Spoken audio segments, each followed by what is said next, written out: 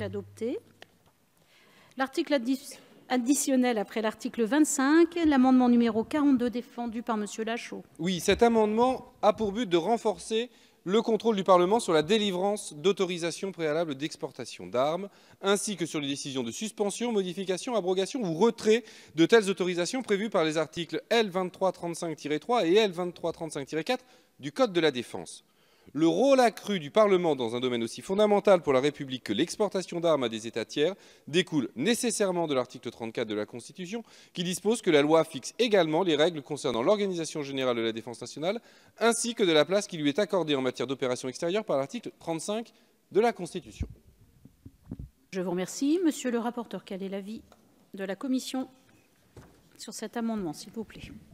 Oui, Madame la Présidente, ça sera un avis pas forcément favorable. J'y vais progressivement.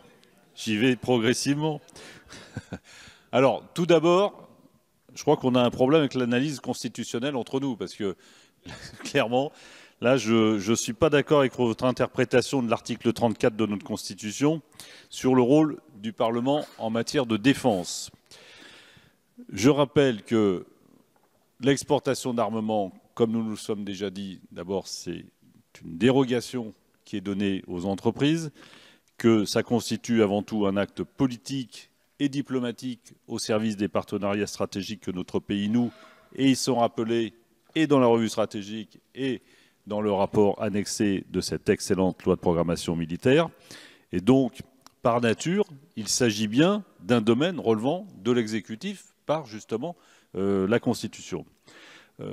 En plus, je ne sais pas s'il serait possible à mettre en œuvre compte tenu du nombre de demandes adressées à la fameuse commission interministérielle pour l'étude des exportations de matériel de guerre. Et je rappellerai qu'en 2016, il y a eu 6700 demandes. Vous avez les mêmes chiffres. Alors, je ne sais pas s'il faut embaucher, mais en tout cas, elles ont été formulées. Ça représente 558 autorisations par mois et 18 par jour.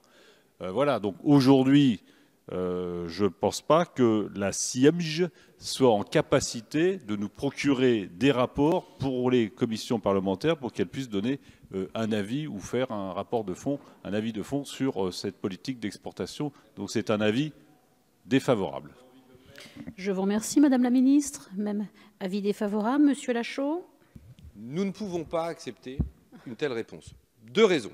Premièrement, si vous expliquez que nous ne serions pas suffisamment nombreux pour répondre et traiter ces demandes, supprimer un tiers des parlementaires ne nous y aiderait pas. Mais nous aimerions bien connaître le nombre de fonctionnaires qui sont chargés de traiter ces demandes et combien de rapports sont fournis à Madame la Ministre pour qu'elle tranche définitivement sur les rapports. Parce que si ce ne sont pas les parlementaires, j'imagine que ce sont encore moins les ministres qui ont le temps, vu leur emploi du temps chargé, et je ne leur en fais pas grief, de traiter ces questions. Donc, cela veut donc dire que la République laisse à ses fonctionnaires, et ils peuvent être tout aussi brillants que l'on le veut, mais ils n'ont pas encore été élus par le peuple, des choix éminemment politiques. Premier élément. Deuxième élément. Quand la France vend des armes à l'Arabie saoudite, et que l'Arabie saoudite a le comportement qu'elle a actuellement au Yémen, qu'elle mène une guerre, en contradiction avec les résolutions de l'ONU, en contradiction avec les droits humains élémentaires, nous avons un problème. Nous ne pouvons pas accepter que la France vende des armes. Et je sais, Madame la Ministre, nous avons un désaccord là-dessus. Mais il est nécessaire, je pense, que ce soit des parlementaires élus, avec la responsabilité que cela incombe, qui tranchent en ultime instance des choix aussi importants que la vente d'armes quand on sait l'usage qui peut en être fait. Je vous remercie.